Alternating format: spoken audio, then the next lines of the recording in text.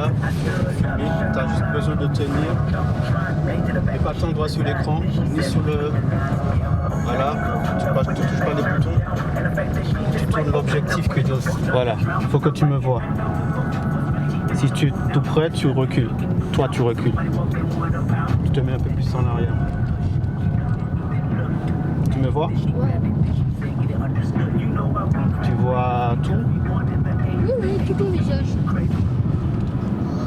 Ok. T'as pas besoin d'appuyer sur les boutons, on recule un peu pour avoir plus de place, prendre plus, voilà. Là t'as reculé. Mais quand tu filmes, tu sais, il faut faire moins de bruit possible, hein, sauf si on te pose une question. Parce que du coup on t'entend sur la caméra. Il y a le micro. C'est pour ça. Bon, je devais faire mon intro. Comme je dois vous déposer, et je vais pas perdre de temps, je vais faire l'intro en même temps. C'est pour ça que je te demande de filmer. Alors je vous dépose chez Papy Mamie et après je vais sur Paris. Je le savais. Je travaille toujours à Paris. Tu regardes ce que tu fais? Oui, oui. Hey, si tu fais cadreur pour moi, c'est pas pour regarder autre chose. T'as pas besoin de regarder la route, tu conduis pas. Tu me filmes moi. Ben là non, là tu me vois pas là. Je suis sûr que tu vois que mon épaule. Non, je vais vous t'accrocher encore les besties, vous t'accrocher. Tu me vois bien là. Oui, oui, oui. Bon, de toute façon, je vais vérifier après sur... je vérifierai. Parce que moi, rien qu'en regardant comment est dirigée l'optique, je sais si tu es sur mon visage ou pas. Et moi, je jette Il faut que tu lèves un peu. Parce que tu n'étais pas du tout... Back to the video. Allez, c'est reparti. On revient sur les vlogs comme en 2017. Voilà. Et je dis ça parce que... Alors, c'est pas que je trouve que YouTube a changé. Les gens disent que YouTube a changé, tout ça. Même moi, à un moment, je le pensais que YouTube avait changé. Mais en vrai, je pense pas que ce soit YouTube qui ait changé. Je pense qu'il y a eu une évolution des utilisateurs et aussi de ceux qui produisent sur la plateforme. Laisse-moi t'expliquer. Au début, quand tout le monde a commencé à se mettre sur YouTube, ça vloguait grave. Ça vloguait de ouf. Et comme tu viens de commencer, t'as pas de partenariat, t'as pas fait des gros trucs de dingue, donc tout le monde racontait sa life. Tous les gros youtubeurs que tu vois maintenant qui sont devenus big, ben avant ils racontaient juste leur life. Il y en a, ils étaient, je sais pas moi, ils travaillaient dans des boutiques de vente de caméras. Il y en a, ils avaient un travail tout à fait lambda. Il y en a, ils étaient juste des geeks qui aimaient juste la technologie, tu vois. Il y en a dans la photo, c'était une passion. La vidéo, pas forcément, parce que pour beaucoup, la vidéo c'est arrivé après, mais c'était d'abord la photo. C'est juste qu'ils utilisent leur appareil photo pour se filmer. Et c'est après que les appareils se sont développés et on a eu un peu plus de caméras capables de nous prendre en vidéo. Mais bon, je m'éloigne du sujet. Mais le truc qui s'est passé, c'est que ces gens-là, à force d'avoir développé cette manière de se filmer, de se mettre en scène, ben on s'est attaché à eux en fait. On s'est attaché à eux, on s'est attaché à leur train de vie, on s'est attaché à leur manière de penser. Donc, quand ils ont commencé à nous montrer ce qu'ils utilisaient pour faire leurs vidéos, la manière qu'ils le faisaient, eux aussi, ils ont évolué dans le game de cette manière-là. Donc, de la même manière qu'ils ont grandi, on a grandi avec eux. Sauf que la différence, c'est que quand tu grandis, forcément, tu deviens de plus en plus, tu deviens plus vieux, ta manière de voir les choses change, tu n'as pas forcément les mêmes opportunités. Donc, il y a aussi le côté où la vie familiale évolue. Je pense que pour beaucoup qui ont commencé, qui étaient peut-être célibataires ou bien qui avaient juste une copine, voilà, tu pouvais te permettre de faire des vidéos, 3-4 vidéos par semaine, tu vois, rester des soirs jusqu'à des 4 heures derrière ton appareil et derrière ton écran pour faire ton montage bien comme il faut. Tu vois ce que je veux dire? En grandissant, tu constates que la vie de famille qu'ils vont avoir, les enfants, voilà, madame qui te dit hey, c'est bien beau YouTube, hein, make money, mais la vie familiale, tu vois. Donc il faut quand même le prendre en compte. Donc ils ont commencé à changer leur manière de se mettre en scène. Donc tu as moins les sorties à tout le temps où ils vont filmer à l'extérieur. Ils ont commencé à filmer de plus en plus à l'intérieur. Ils ont commencé à filmer beaucoup plus de sujets tech et moins de sujets vlog de life, de lifestyle, tu vois le délire. Et c'est ça qui fait que petit à petit, on s'est retrouvé avec la nouvelle génération qui était beaucoup plus en mode podcast.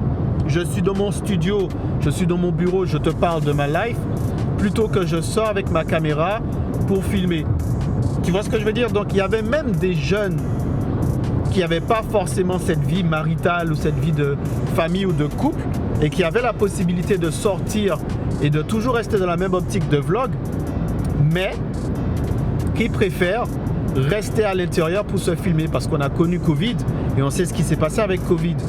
Quand tu as Covid qui est arrivé, il y a eu une poussée, ça a poussé comme des champignons, des personnes qui faisaient plus de podcasts, qui se filmaient beaucoup plus à la maison. Et c'est devenu plus naturel et plus simple de se filmer chez soi que de filmer à l'extérieur. T'as capté? Voilà, on a perdu un peu cet attrait. Mais bon, grâce aux streamers, ou ceux qui faisaient du Twitch, machin et compagnie, c'est redevenu normal de voir quelqu'un avec une caméra à l'extérieur en train de se filmer. Tu vois? Donc voilà, c'est pas forcément que YouTube a changé les gars, c'est notre manière de consommer et l'algorithme et du coup la plateforme s'est adaptée. Comme il y a beaucoup plus de personnes qui se sont mis à faire des vidéos review, des trucs de ce style-là, des reacts, parce qu'on c'est plus simple de rester chez soi, ben, l'algorithme a vu que beaucoup plus de personnes consomment ce type de contenu. Donc le contenu vlog, machin et tout, il faut vraiment mettre quelque chose de vraiment intéressant pour que les gens puissent continuer à te regarder. Et c'est là où moi j'interviens. Parce que les gars, moi j'ai pas changé. Hein. Vous pouvez constater, j'ai pas changé. J'ai eu ce passage où je restais chez moi effectivement et je faisais les choses de la maison. Mais j'ai pas changé, j'ai toujours ma caméra avec moi dehors. Donc voilà, pour moi YouTube, ça n'a pas changé. On a juste changé notre manière de consommer, t'as capté? Bon alors, qu'est-ce qui se passe pour aujourd'hui? Si vous voulez connaître plus de détails sur comment on va suivre cette chaîne, entre caméra et maison, entre maison et caméra, il y aura beaucoup plus de podcasts, il y aura beaucoup plus de reportages. Là, le reportage sur la musique est en cours et comme ça prend un peu de temps, je savais que ça allait prendre du temps, mais je m'étais dit qu'entre temps, j'allais rester sur Instagram, tu vois. Mais voilà, c'est plus fort que moi. C'est plus fort que moi à tenir la caméra, parler avec toi, échanger avec vous. Voilà, c'est devenu une habitude, Donc, on reprend les vlogs, mais bien évidemment, je vous dis, ce ne sera pas les vlogs où voilà, je suis là, je parle de ma vie, nanana, mes états d'âme et tout. Non, on reprend les vlogs comme en 2017. On va sortir, on va se promener. Je vais juste échanger avec vous sur des sujets. Peut-être que vous me retrouverez à la maison, au studio, en train de débrief une vidéo. Ça pourrait arriver, qui sera dans le thème de ce qu'on est en train de dire pendant la journée. Puisque quand je pars, je n'ai aucune idée de ce que je vais échanger avec vous. Vous allez voir la chose en même temps, direct avec moi. Donc là, on part, il faut que je trouve un autre vêtement. Parce que je suis pas trop fan de comment je suis habillé. J'avoue, je me suis un peu habillé dans le noir. Je suis parti vite fait.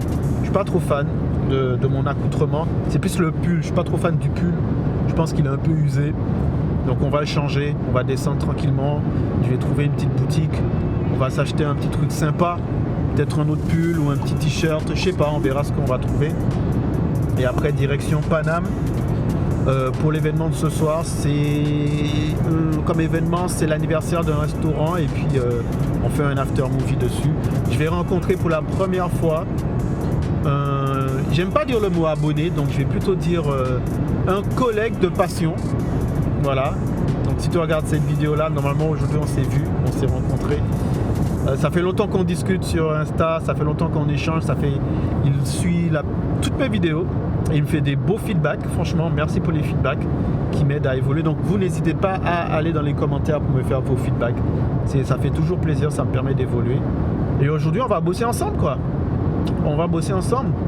C'est quelque chose que je voulais faire, bosser avec des vidéastes, des photographes qui utilisent d'autres machines, d'autres caméras que moi en fait. Et faire la différence, voilà, pour dire voilà, toi pourquoi tu as choisi ce modèle, pourquoi tu n'as pas pris tel modèle et puis échanger.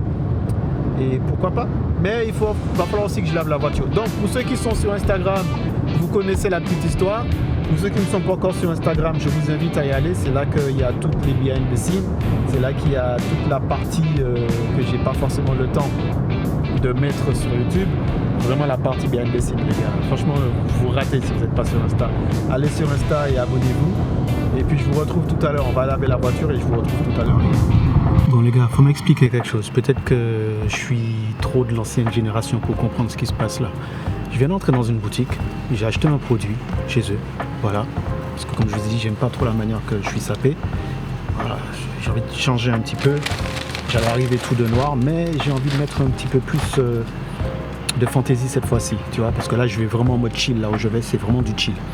Donc, j'ai décidé de changer un peu. Donc, c'est ce que j'ai fait là. Donc, je rentre dans la boutique, vas-y, je vais le dire. Je rentre chez Zara, j'achète un t-shirt, je vais à la caisse, je viens vous payer. Et la caissière me dit, donc c'est pas elle, hein, c'est vraiment la politique apparemment de l'entreprise. Elle me dit, votre numéro de téléphone pour le ticket de caisse. Et moi je lui dis, depuis quand le numéro de téléphone est obligatoire pour le ticket de caisse? Et elle me répond quoi? Ben si je donne pas mon numéro de téléphone, ben je peux pas avoir la garantie sur mon ticket de caisse. En fait en gros, donc s'il y a un problème avec le produit, je peux pas l'échanger ni le rembourser parce que j'ai pas donné mon numéro de téléphone. Mais on est où là en fait?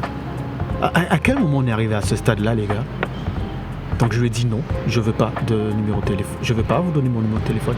Il m'a dit oui, vous savez la garantie, vous pouvez pas l'échanger sur un... J'ai dit parce que le produit, l'entreprise ne garantit pas la fiabilité du produit, donc il va falloir forcément que je le ramène. Il me dit oui, mais si c'est pas à votre taille, donc le ticket que vous me donnez qui prouve que j'ai acheté le produit ne suffit pas pour dire que j'ai acheté le produit chez vous. Je dis mais c'est quel genre de guet-apens ça? Et je vois là, elle répond pas. Je dis non, je vous donne pas mon numéro de téléphone. Donc c'est pas grave si vous me donnez pas de ticket. Donc elle m'a donné que le ticket qui prouve que j'ai acheté. Mais sinon apparemment je ne peux pas me faire rembourser. Si jamais elle veut me faire rembourser. Mais après elle me dit, elle insiste. Hein. Mais vous allez vous faire. J'ai dit écoutez, ce n'est que du textile. C'est du vêtement. Je l'ai acheté, je compte le porter. Qu'il soit trop grand ou qu'il soit trop petit, c'est pas grave, je le porterai. Point. Mais c'est hallucinant en fait. C'est vraiment un délire. Et je suis pas choqué. Mais celle-là, je l'avais pas encore entendue. On l'avait pas encore faite celle-là. Mais bon. Sinon, j'ai acheté une belle petite paire de choses pour le petit. Je pense qu'il va être content. Ouais, nous on est. J'aime bien.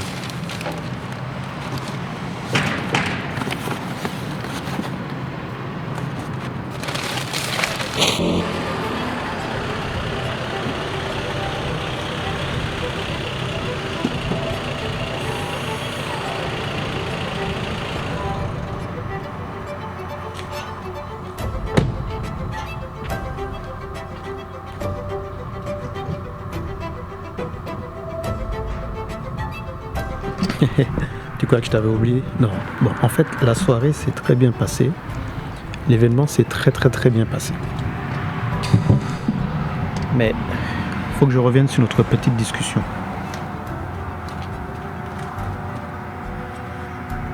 Quand je te disais que YouTube a changé et qu'au final, je pensais que en fait, YouTube n'a pas changé. Je pense que c'est notre manière de consommer la plateforme qui l'a permis d'évoluer et d'apporter d'autres fonctionnements et moyens de consommation en fait.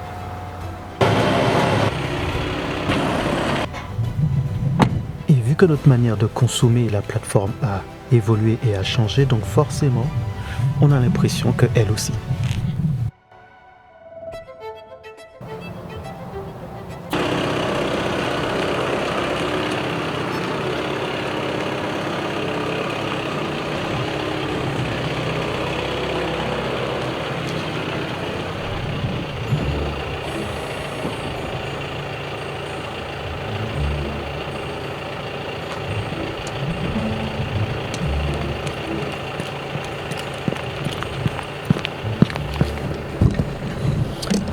Donc, tu vois ce que je suis en train de faire et ce que je viens de faire là, c'est ce genre de vidéo là qu'on retrouvait la plupart du temps sur YouTube et ça prend énormément de temps à faire. Et c'est pour ça que je disais que tout à l'heure, au bout d'un moment, il y en a, ils ont tout simplement arrêté d'en faire ce type de vidéo. Et c'est pour ça qu'il reste. Il n'y a plus de règles, vraiment. Je pense que sur YouTube, il n'y a plus de règles. Je pense que c'est parfois, je dis toi, mais moi, bon, ça c'était avant, on se freine, on se met dans des cases. Moi, je pense que YouTube n'a pas encore trouvé dans quelle catégorie me mettre par rapport aux vidéos que je fais. Parce que mes vidéos sont vraiment lifestyle, tu vois. Je fais du podcast, je peux faire un reportage, je peux faire de la musique, je peux faire du review, je peux parler de tech, je peux parler de vie pratique, je peux faire du divertissement. Enfin, ouais, ça m'est déjà arrivé. J'en ai pas fait beaucoup, mais ça m'est déjà arrivé. Donc en fait, YouTube ne sait pas où me catégoriser. Et it's ok, c'est pas grave, ça me va. Ça me permet d'être petit électron libre sur la plateforme. Donc non, en fait, je pense pas que YouTube ait changé. Je me répète encore.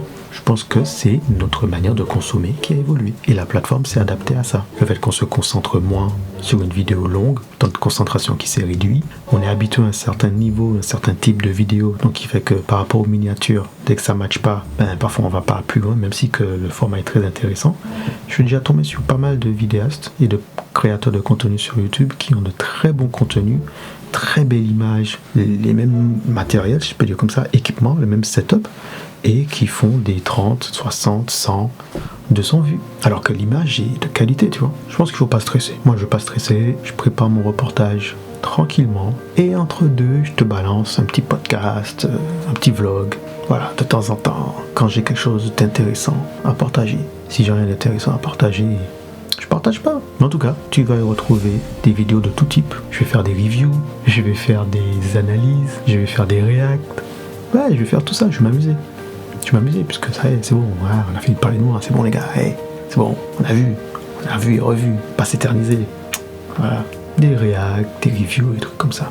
Bon, moi je m'arrête là, la journée a été assez longue comme ça. Longue comme ma...